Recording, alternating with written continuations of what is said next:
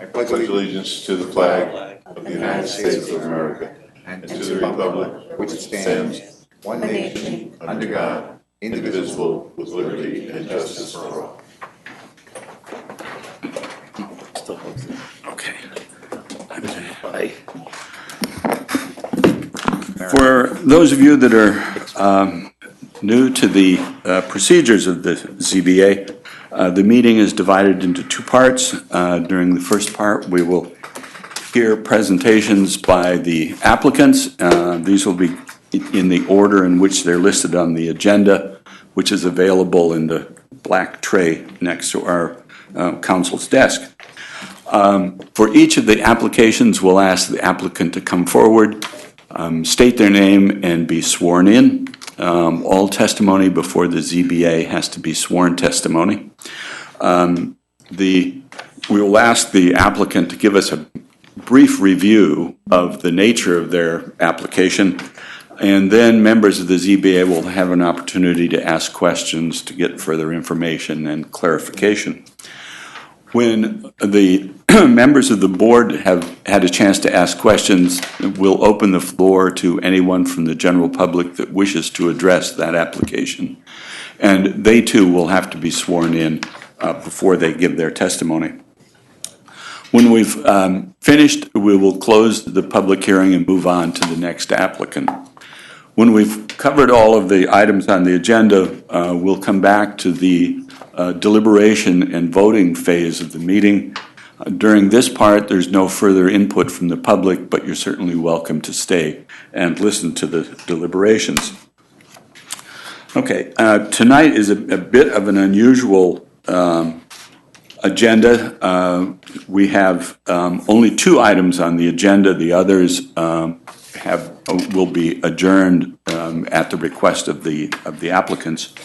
And each of the items on our agenda have been adjourned from the previous meeting. So in this case, for example, since you were sworn in at the last meeting, we don't have to do that again.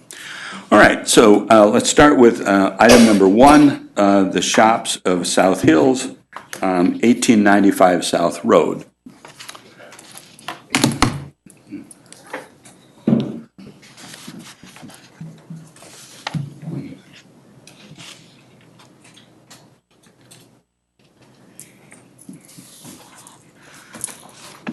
Okay, and if you each just state your name for the record. Nancy Forrest. Jeffrey Levy. Okay. And I believe both of you were sworn in at the last meeting. That is correct. Yeah, okay. All right, so you want to just briefly tell us what your application concerns. Do you want to start? Chivalry exists. Excuse me. Okay. We approached the board last month in putting up a single-sided freestanding directory sign at the intersection of 990 and Vassar Road on the property of the Shops at South Hills. Some of the things that we reviewed, that the mall started out at 84,000 square feet, is now just under 450,000 square feet. And since the time that was pretty much the only game in town, our first mall, so to speak, we've had any number of them being built, from the Galleria, Chestnut Ridge, Post Road Plaza, Oakwood Commons, the increase in 9 Mall. We've also had expansions on Route 9, lane expansions. And so with the hardships that they are having now with rentals and getting large store customers and even small ones, is the lack of visibility, because pretty much all of the other ones have visibility from Route 9, and they're getting the advertising that is so important from signage. If there were any other way to work around it, sure they'd be willing to give it a try, but there really is not at this point. Given the 9/11 lanes of traffic when you're at the intersection. It is the perfect opportunity for people to see what is up there on the hill. And we've reduced, actually, from the size that I gave you, we were able to, the header portion, reduce it slightly so we could get some square footage off of it. We could not reduce the tenant panels because they have to be of a certain height letter to work with their logos and also to be visible from the intersections where we want it read from. I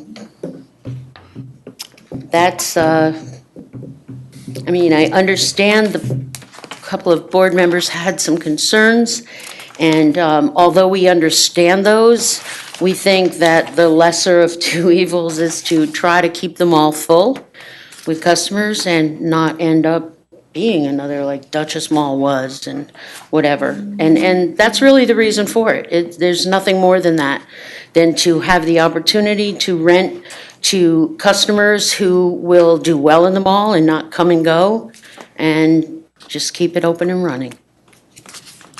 Okay. Anything you'd like to add? I just want to say that while we listened to the board before, we did go back and look at other options, tightened up the sign as much as we could. We really want to work within, what the town wants, and it's our objective to get a sign that works for everybody. So we did make some adjustments to what we had previously submitted. Okay. Now, according to what's in front of me, you're looking for a variance for a freestanding sign of 180 square feet. Has that changed? Not just the header at the top, yes, is all that we were able to remove, and we've lost about 12 square feet off of that. The rest of it remains, so it would be whatever the attorney, we had started with the lettering and then moved on. The attorney said it is the actual background. So the shops at South Hills, which is a rectangle measured, we were able to reduce the overall height of the sign from 15 feet to 14 feet and reduce the 117.3 square feet to 108.2 on that above. Okay. All right. So the variance then would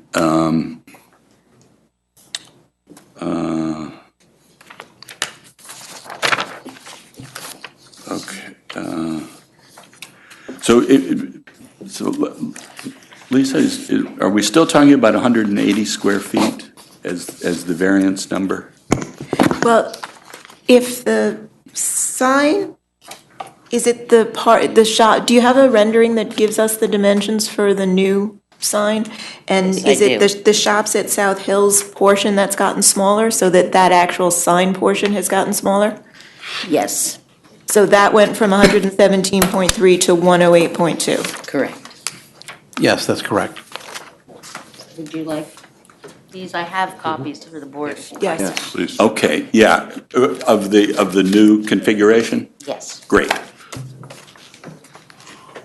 So it's a difference of 9.1 square feet of the sign? Of the header, yes. We only have 8. That's okay. So what we're now at, what, 172? Here. Here. Okay. Overall height. Only need one. It's not a tremendous difference, but we tried to. So the lettering of the shops at South Hills Malls has stayed the same, but the border around that lettering has changed from what was 2 feet 10 inches, and now it's a flat 2 feet. Okay. The lettering went down also? No, Okay. yeah, the lettering reduces as well. Okay. The bottom was 10 inches, was 11 inches tall, now it's 10 inches tall, and the top line went down by a half inch. Yeah, what we tried, we wanted to keep the lockups consistent. We didn't want to change something that would, leave in a sign that wasn't balanced or had a decent appearance. Yeah, okay. I guess my only concern right now is trying to find out exactly what numbers we put into the variance. So it's 9.1 feet smaller than the original requested. So instead of 180 square feet, it would be 170.9 square feet, Okay, 170.9. if my math is right. Okay.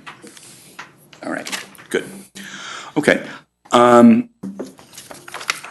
The only other thing that I just want to refresh everybody's memory is that the county has reviewed this and made a recommendation that it be denied. So to approve this, we need a majority plus one, so it would be a total of 5 votes to approve. Also, you've also received a staff report that again suggests that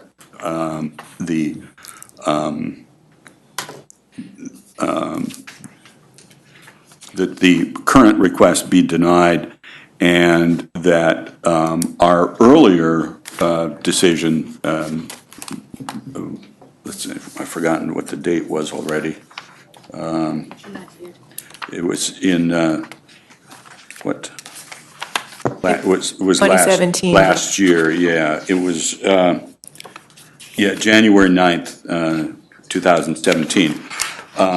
That the variance that we approved there should stand. But, okay, so having just mentioned those two issues, Christine, you have any questions? No questions. Paul? Nope, no questions. Art? Yeah, is the other sign gonna come down? The one that exists already? The big one at the entrance, the upper entrance? You're talking about the one that got the prior variance? The big one where the theater was and all that, the one that's at the base No, of the hill? theater information's been removed, No, but but the sign is going to remain. So why do you need two so close to each other? Well, the people on 9W are seeing a hill. We have no visibility from that street area. You still won't. Well, you'll have a list of tenants so people know what's up there. From what our tenants are asking for is a more or less directory of who's on the hill. Because the signs of shops at South Hill that are at one of the entrance really mean nothing. And even though we've maintained them, they don't do a lot to identify who's up there and what they're doing.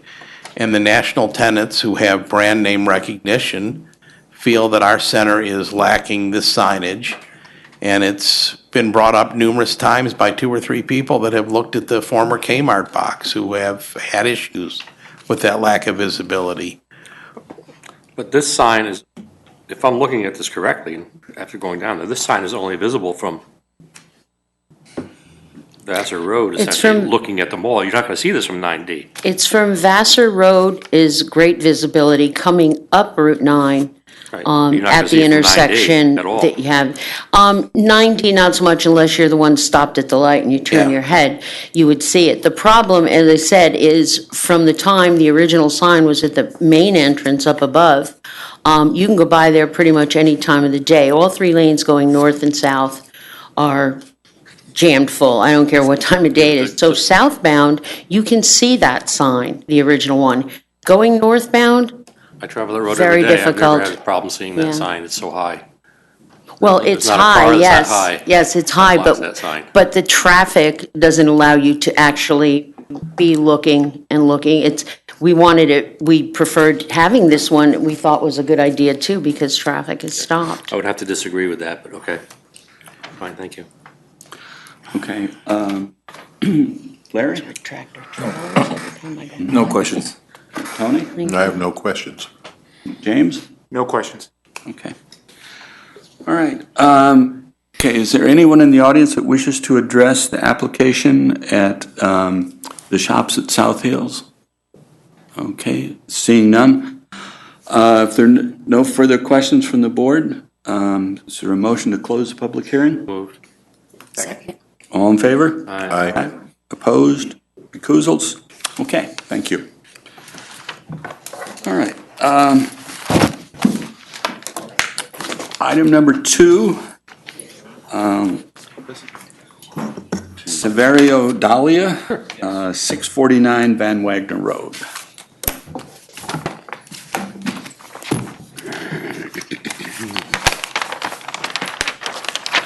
How you doing? Good evening. Okay, and both of you were here last time, so. No, he wasn't. I was not here last time. Oh, okay. That was somebody else. So Okay, he's not all right. sworn in. So I guess if both of you would just state your names for the record. Severio Dahlia. Okay, Paul Tierums. okay. Sir, do you swear or affirm the testimony you provide tonight is true and complete to the best of your knowledge? Yes. Thank you. Okay, so since the last meeting, I understand there have been some revisions. Yes. I'm Paul Tierums, an engineer who Mr. Dahlia asked me to work on this drawing for him. So as a result of what was brought up at the last meeting, we shifted the house further to the north, such that the southern property line is 41.5 feet side yard setback, and the northern property line would result in 15-foot setback. We are working in a lot, a subdivision that was approved back in 2005, 2006. When the zoning was different than the existing zoning is today, and the existing approval from the town of Poughkeepsie had 29 feet setback on the south and 37 feet to the north. And that's given that the house would be set, perpendicular to Van Wagner Road, kind of more like a trailer or the gable end look of any structure that was put up there. So Mr. Dahlia's desire is to have the house frontage face Van Wagner Road, like majority of houses do. And we're attempting to, make any efforts to stay as far away possible from the southern boundary line, and just trying to, be as, accommodating as possible. Recognized in this latest submission was that the house location also, the original subdivision approval had 82.2 feet frontage to the house that was on that subdivision. The requirement today is 100 feet setback. Our proposed house location is at 91 feet setback. So we also have added that variance request on the frontage to this proposal. Okay. All right, is Christine, any questions? No questions. Paul? No questions. I'm good, thank you. Okay. Larry? No questions. Tony? No questions. James? No questions. Okay. All right. I just want to thank you for working with our council, the zoning office, the neighbor, and whatever. And I think. Just trying to make everybody happy if we Yeah. can. Okay. Is there anyone in the audience that wishes to address the application at 649 Van Wagner Road? Yes. If you guys wouldn't mind just stepping Yeah. down so they can come up. You've got to come forward and. Here, and you can sit over.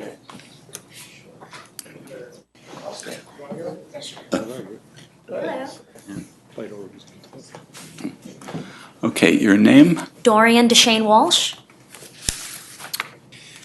Do you swear or affirm the testimony you provide tonight is true and complete to the best of your knowledge? Yes. Thank you. Yes. So my husband Ryan and I are the new owners of 649 Van Wagner Road. So Okay. we just found out about this yesterday. So we are just wanting to get involved. And so I recognize that the owner to the south had asked that the home be further away, but then that pushes it closer to us. So I think the concerns that we just had were regarding privacy and the potential for trees to be planted with the possibility of a privacy fence. And we'd of course be willing to negotiate with the new owner how we would, potentially split the cost. We just want to be good neighbors, but also recognize that we just purchased a home and we'd like to maintain some of the privacy. Yeah, if I understand the drawing correctly, the boundary between you and the I guess the existing house. Let's see. No, We bought the you existing house. bought the existing house. Correct. Okay. All right. Okay.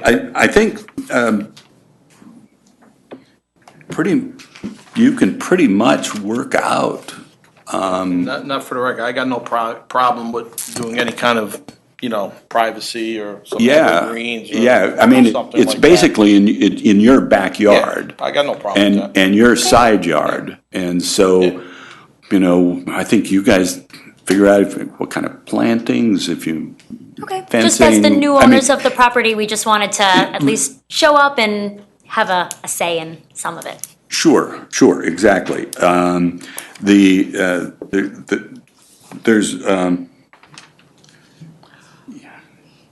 There's still a considerable distance between the two houses. The only thing that I see on the map that you may have to kind of work around is there's a septic field.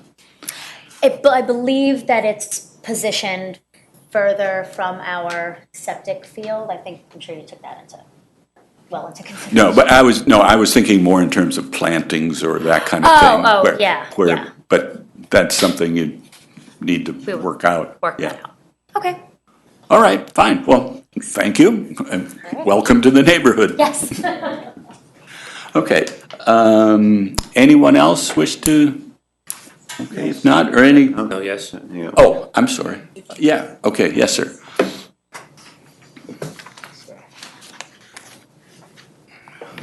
Good evening. I'm Robert Nilsson. I live immediately to the south of this lot. Mine is not so much to do with this as a question in the zoning ordinance. It indicates that there is a side yard line and then that overhangs and project into the side yard. But the language in the zoning ordinance says may instead of shall. And so Severio and I had worked out everything based on a different number, 43.5 instead of 41.5. But it was my understanding that the overhangs would project into the side yard. I don't know if you know. Typically, it's written as a may so that the applicant or the builder has the option to do it, not that it is required to be into the side back. It's just that the zoning code permits certain things to be in the side yard setback. Right. So Severio had spoken, do you want to clarify that? You had spoken to the building inspector. Well, what I know is when you build a home, if it's 50 foot, that includes the overhangs. That's what I know in the city of Poughkeepsie, and I thought that's what you thought also, right, Paul? Yes. For overhang. In other words, if you're building a house that's 50 feet, Right. okay, it has to include your overhangs. If you got a foot overhang or 2 foot overhang, that's got to be included in the 50 feet. So are you, if I'm understanding you correctly, say the setback were 20 feet, you're saying that the closest part of the building would have to be more than 20 feet back from the property line? Well, the reason why I made it 50 is in case I do the house 48 or 49, I got an extra foot to do my overhangs. So it doesn't go into his property. So as far as this board is concerned, what the board needs to set is the closest that you can be for the main part of the house And then there are certain, if you're allowed to put a porch in, that would not be part of, that would not require a variance because you're allowed to do that by code. So, So the code lists a series of things that can come into the side yard and gives dimensions for them and things like that. yes. I just wanted to clarify that because Severio was getting different pieces of information. So based on that, Severio, is the 43.5 that we talked about, would that be the correct number then? Well, it will be if I can do the overhangs. Yeah, the 43.5. I need 50 feet to build a house with my overhangs. Okay, So I just want to make sure that's allowed. okay. I don't want to say I'm going to give up 2 feet, and then the overhangs are not going to, What I saw on the drawing that was submitted was a side yard on the southern side of 41.5 feet. Correct. Okay, and then 15 feet yes. on the north, and then 91 feet back from the front. That is correct. That's how we agreed. But Oh. Mr. Nielsen wants 2 more feet But No, to be happy. the 41 feet would be, any projections into the side yard would not be within that 41 feet. So there would be nothing in the distance that's the 41 feet to the property line, correct? Correct. Right. So the 43.5 would be the actual edge of the house, but the 41.5 would be the projections. A porch or whatever is Well, allowed to there's overhang. not, there wouldn't be a 2-foot overhang. I mean, Well, it could be a foot on each side. Well, right. no, but. But that would be no, only that's- one on that side. That's right, There it'd be could just be a 1 foot 2-foot there. overhang because we've got the garage Right. doors going in on the side to do a 2-foot overhang over The foundation is going to be 41 feet from the side, from the property line? That is the intention of this submission, yes. Okay. 41 and a half. for the foundation? Yeah. No, you were saying that was to the overhang. Yes, but if I can do it with the overhang, with the 50 feet. It's But very. bottom line is, Yeah. I want to build a 50-foot house. It's 41 and a half. He more comfortable with me giving up another 2 feet to make it 43 and a half. So that's where me and him are kind of, No, Going back and let me try and explain it. I'm not in a disagreement at all, as long as we understand what we're measuring to, all right? The way the ordinance is written, I believe, is that the foundation wall would be set at 43 and a half, and then the overhang can project into the side yard as much as 3 feet. Is that correct? Well, that's one of the things that would need to be worked out. There are certain things that are allowed to project into the side yard. Yeah, cornices, eaves, and other similar architectural features, 3 feet into any yard is what the code says. But I'm looking at this drawing, and it seems to me that the box, which is the house, is 50 feet by 30 feet, right? That's what you're showing. 32 So, feet. so it's 50 feet is the foundation. And so I would read this to say that the foundation is 41 and a half feet from that side yard line. And then if there were a projection of up to 3 feet, then it could be 3 feet closer than that to the property line, the way it's written right now. I and mean, you 3 wouldn't need a feet's a- variance for that? No, you would No. not, no, because that projection is not part of the measurement. And Severio, you've said you were building a 48-foot house, and then the overhangs for another 2 feet. Yeah. 50 feet. So I just want it clarified so we know what are you proposing? So, I mean, I'd rather have the 50 feet if I can get it, but if I have to give up the 2 feet more to Bob, if that's what it's gonna take for me to Well, if- move this, then that's what I'll do. If we go to 41.5 with the agreement that the overhangs don't project into it, that's also okay with me, as long as it's clear. Yeah. Well, so you're saying What- 41 and a half feet and with no overhang? I think you're better off Yeah. going with 48 Gotta have feet some because your overhang can then go up to 3 feet, according to the zoning ordinance. Yeah. And it also includes stairs and chimneys and some other things, so. Okay, all right. Maybe you guys can decide, whatever way you guys want to do it. I'm good with it. Okay. I mean, I feel bad already that we're giving 15 feet on the other side, and Bob already has 41 and a half feet, now I'm giving him another 2 feet. You know, it's just a little, you know. Okay, what we might, I think what we might do is to leave the numbers where they are. So it's 41.5 feet, and add a condition that there be no overhangs into that 41.5 feet. That's fair. That's fine. And then That's you fine. can That's figure good, out. right, Bob? That's. Yeah, all right, yeah, that's- yeah, I have no problem with then- that. Yeah, then you can figure out how you want to Exactly. configure it. I don't know what Okay. kind of a roof you're thinking All right. about That's and fair. all of that. Okay, so let's just, so, And I'd also like to say thank you, and thank you, Severity. Okay? Okay. Thanks. okay, good. All right, anyone else in the audience that wish to address? Okay, and anybody from the board? Do we worry about putting the verbiage that the neighbor said about screening indoor fencing? I mean, he's verbally agreed, but do we need to put that in our? I don't, I'm not sure we have much jurisdiction over that. If it's in rear and side yards, that's, I think if the board wanted to condition the variance on the requirement of a fence that the applicant has agreed to, I don't know that that's overreaching, but that's up to the board whether you want it, or screening or something like that. Right, either one. Right. So, what would have that as a condition that well, he's agreed to do it. the two parties I think we probably should. come to some kind of an Just in agreement case. on screening along the property line. I would like to see Okay, that. okay. I mean, that's, Well, I don't know that At the least condition should amended, be, doesn't it? Yeah. If you just word it that way, does. right, the condition should be solely to the applicant without, in an ideal world, the applicant will work with his neighbors to reach Right. agreement that they're both comfortable with, but we don't have any ability to compel the neighbors to agree to negotiate or do anything like that. So if you want to say, adequate screening or some type of screening that the applicant will provide, and then he and the neighbor are free to work out what those details are. And then they show it to us with To the building planning plan, department. Then we sign off. Yeah, that's fine. It works. okay, yeah, we can do that. All right. I think that still gives you Yeah.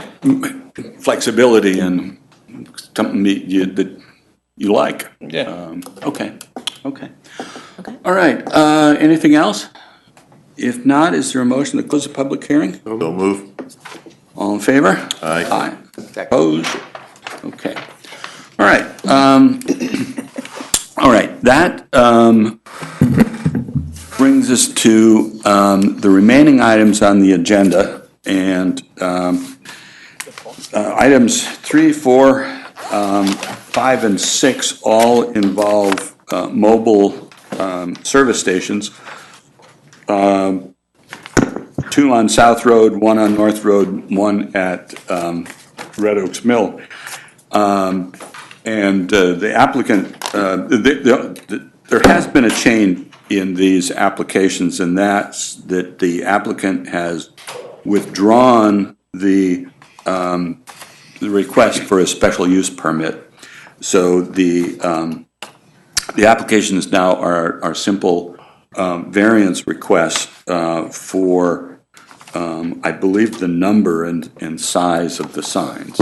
And I think what we were waiting for are some additional materials from the applicant, and so for the next meeting, there likely will be additional sign variances rolled into this, but area variances.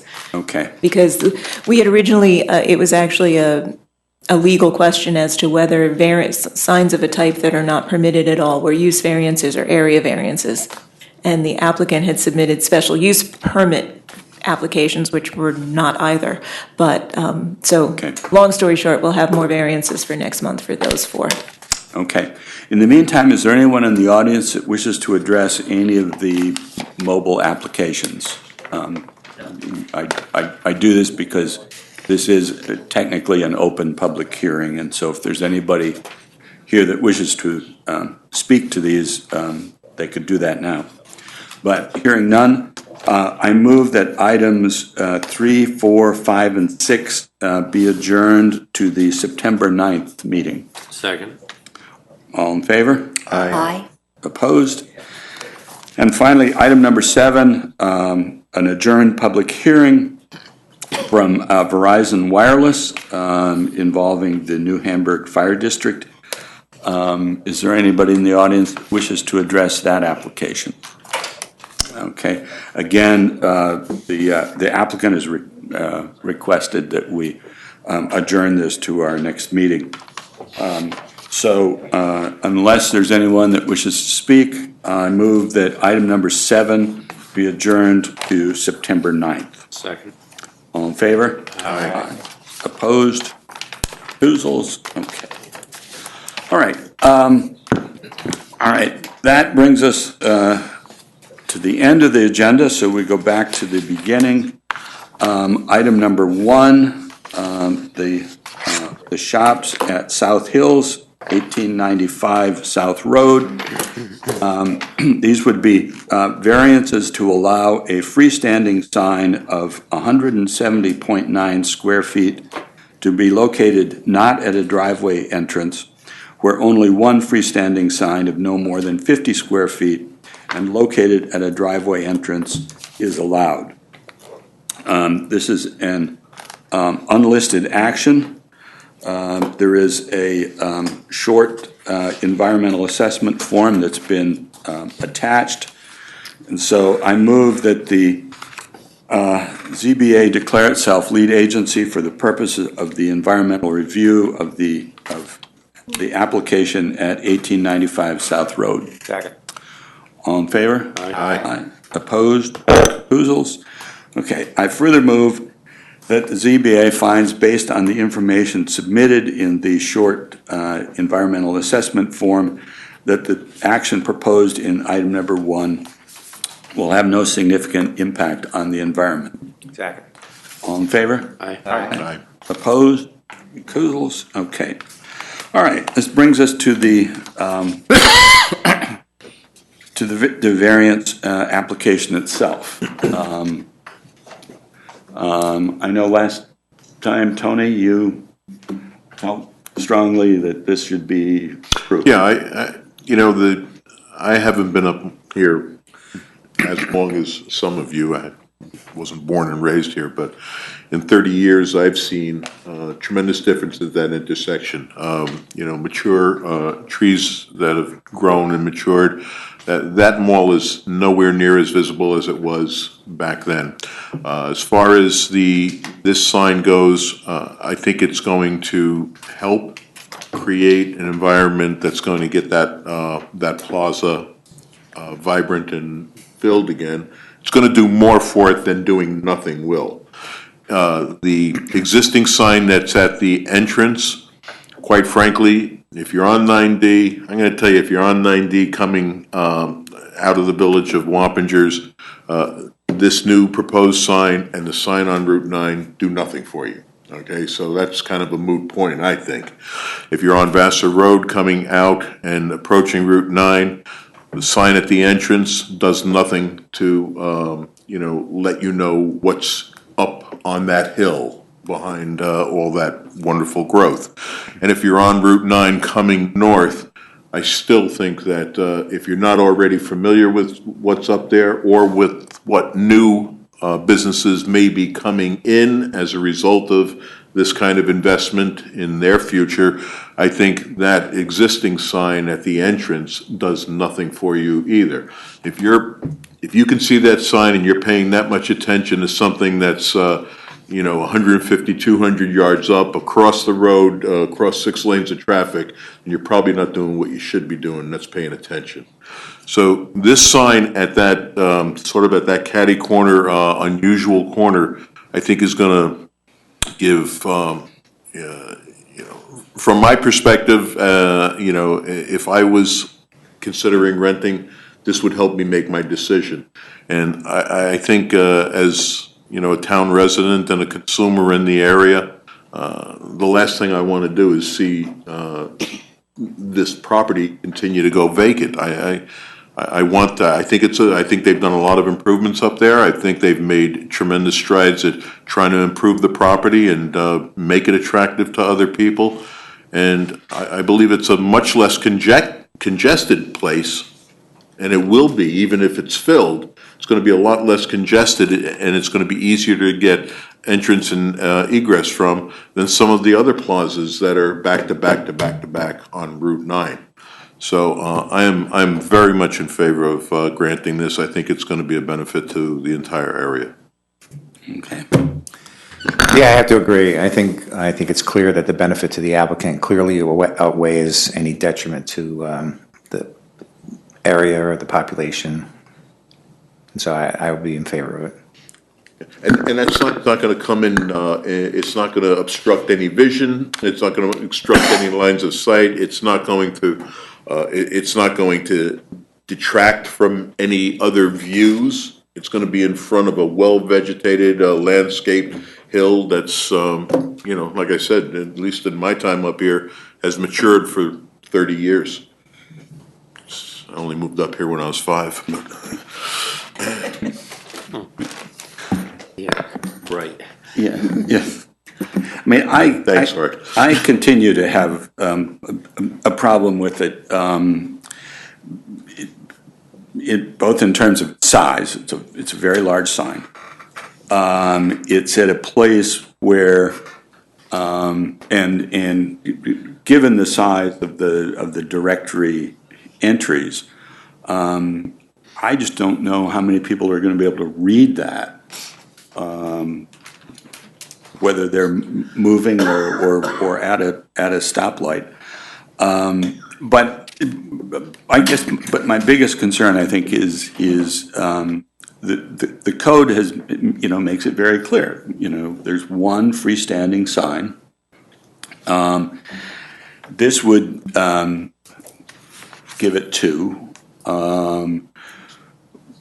I will admit the configuration of the property is a little bit unusual, but we just don't have any other malls that come in with 2 essentially identical signs. This is it seems to me a very substantial variance and something that the code is very clear on not wanting the proliferation of large signs, particularly signs that have all this detail. It's almost instant visual clutter. If you take into consideration, if you drive up Route 9, you're assaulted with one sign after another, after another, after another. Doesn't have to be multiple signs for an existing plaza. It's just the fact that, every couple of 100 feet, there's another driveway and another entrance, and there's another, monument sign announcing. And this one, I think they could make it 50 square feet larger, and it's not going to have as much of an impact on the aesthetics because of what's going to be behind it. And what's going to be behind it is nothing other than a fully wooded hillside. And I don't think it's going to take away from anything other than the ability to get a lot of empty property back on the rolls, and having tenants that pay rent and bring jobs into the area and make it a better town all around. This is why we're here, to grant variances, and I think I've been involved in situations since I've been on this board where I think the variances that we have granted, even though smaller, not for necessarily signs, but we've made exceptions, to the code. That's why we're here. We're here to do it for the right reason, not just for bigger signs. And I think this is one of those times when this is the right reason to do it.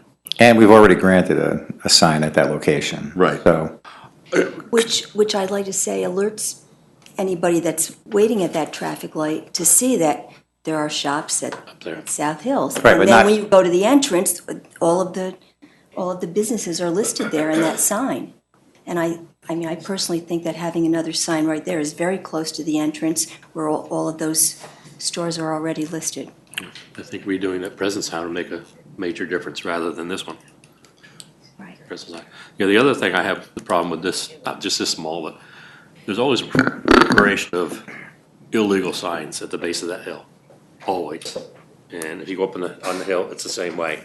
So between that and the other sign and all those signs that pop up overnight, it's just gonna be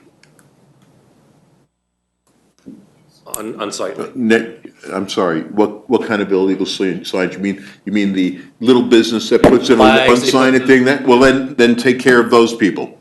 Then enforce that, The you know, people on but the that's what I'm saying, but enforce that, you know, and I'm in full agreement. I mean, That just puts more work on the town to try to keep it enforced. I mean, you know, they have a hard enough time now, but in my opinion, if you have somebody that this owns is the mall. this is a one-time structure. I can't- It's not the you know, it's not somebody coming out and But- saying my tag But sale. it won't stop it. It won't stop it. Okay. Not stop it. I don't know. Yeah, I also want to come back to the point that Paul raised, that basically the standard of decision here is to weigh the benefits to the applicant against the detriment of the neighborhood or the town. And I would just point out that the benefits here are somewhat speculative. Very much so. You know, the assumption is that you list out the names of the stores and that leads people to patronize them. And I agree with that, but I think the record would reflect that the lack of that ability to advertise has a detrimental effect to the applicant.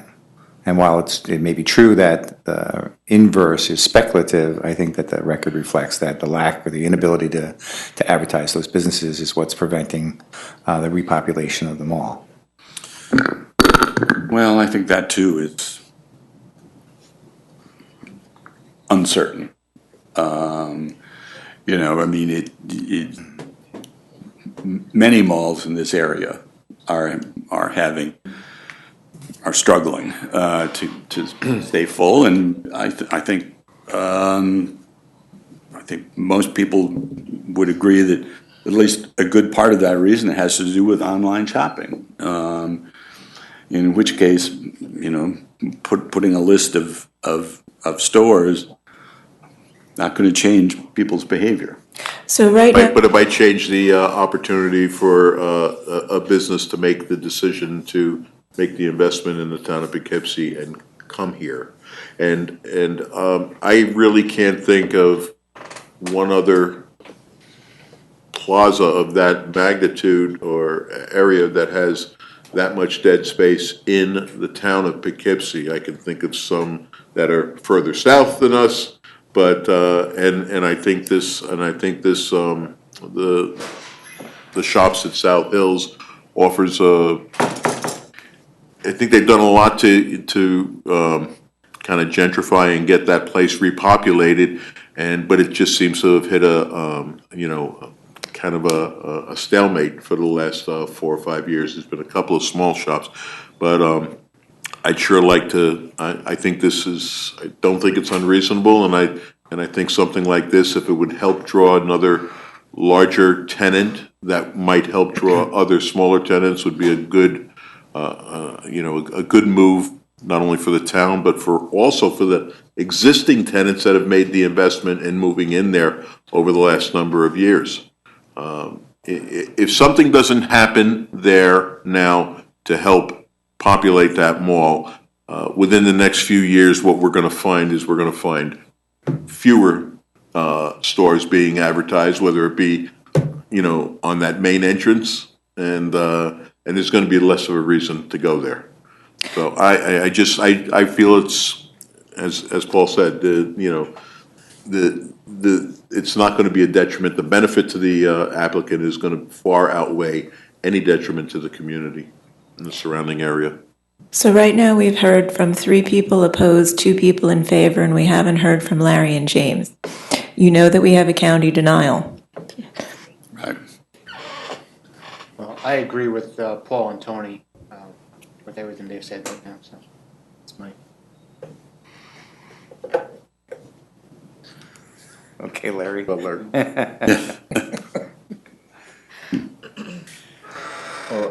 I guess Jim put it differently, but seems to be, a talking point for them to get new customers in, and an explanation for them to tell the current residents, well, we'll give you a sign. It's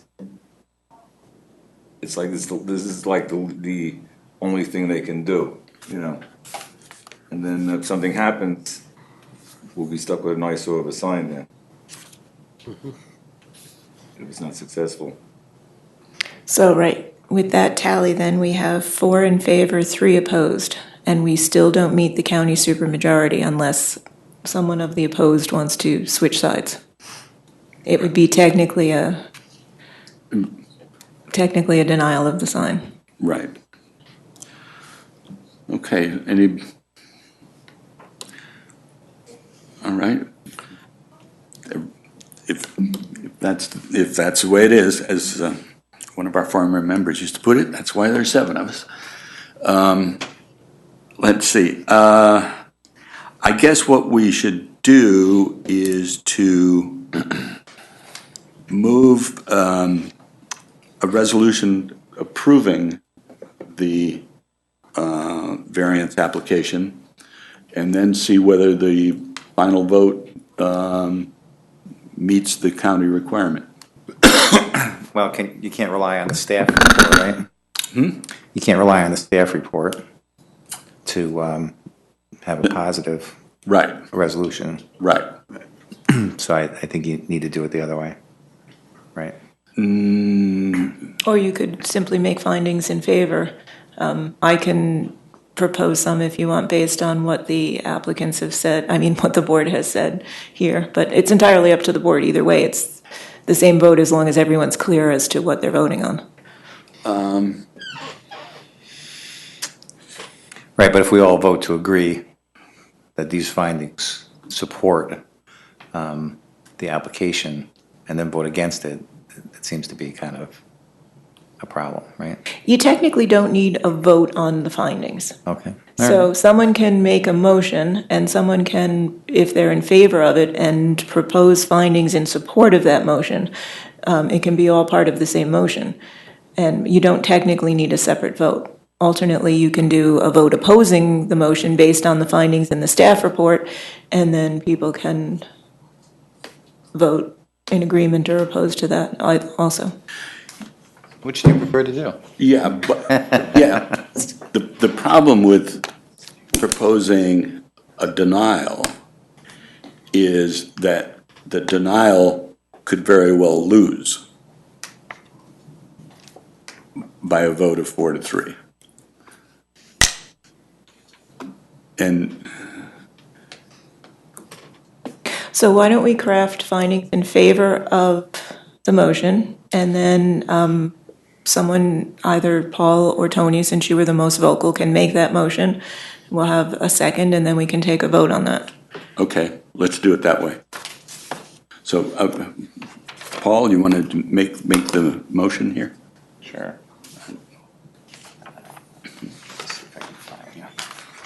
Yes. Well, should we talk about the findings before we actually do the formal motion, or do you want to make the motion and then discuss some potential findings? Well, we can do the findings, I suppose. Whether an undesirable change will reduce in the character of the neighborhood or a detriment to nearby properties will be created by the granting of the variance. I find that there's no detrimental or undesirable change. It's based upon the topography of the area and the multiple highway area that have little impact on the character of the neighborhood. Whether the benefit sought by the applicant can be achieved by some other method feasible for the applicant to pursue other than an area variance. There's no other way to get signage without a variance for the the enlarged sign. Whether the requested area variance is substantial. It is substantial in the sense that It's a large increase in the square footage of the sign. However, the applicant has attempted to reduce that, and we had previously granted a variance for that location. And for whether the proposed variance will have an adverse effect or impact on the physical or environmental conditions, I don't see any physical or environmental impact based upon the topography and the highway nature of the area. Whether the alleged difficulty was self-created, it obviously is self-created. However, that is not a bar to the passing of the application or granting of the application. So therefore, you move, And so therefore, I move to accept those findings. you move to approve the variance, the requested variance. I move to approve the requested variance under item number 1 with those findings. Okay. Is that? That's fine. That's fine. Okay. So we have a motion and a second. Okay. So I think we should do a roll call vote. Paul made the motion. Who's? Tony. Tony, second? Second. Okay, all right. Okay, so if there's no further discussion, I think we have a roll call vote on this. And this is a motion to approve the variance. Yes. Yeah. No. Aye. No. No? No. Aye. Aye. Okay. So the, Okay, so Larry, you were a no? Yes. yeah. Okay. I'm just trying. Okay.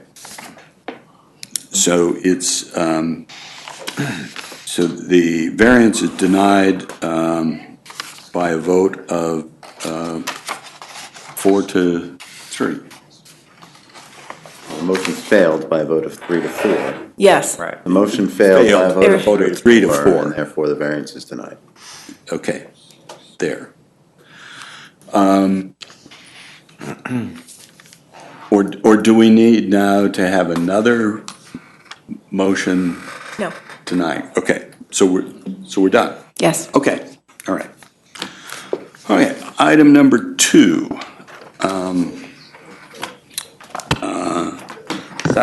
Saverio Dahlia, 649 Van Wagner Road. This would a variance to allow the construction of a single-family dwelling located 15 feet from the northern side lot line and 41.5 feet from the southern lot line, where 50 feet are required, and 91 feet from the front property line, where 100 feet is required. Okay. This is a type 2 action, so there's no environmental review that we need to take. So I guess, Christine, do you want to make the motion here? Yes. I move that the board approve the request for an area variance set forth in item number 2. This decision is based on a review of the application, testimony of the applicant, testimony offered in the public hearing, and results of site visits by board members. In approving this variance, the board adopts the findings.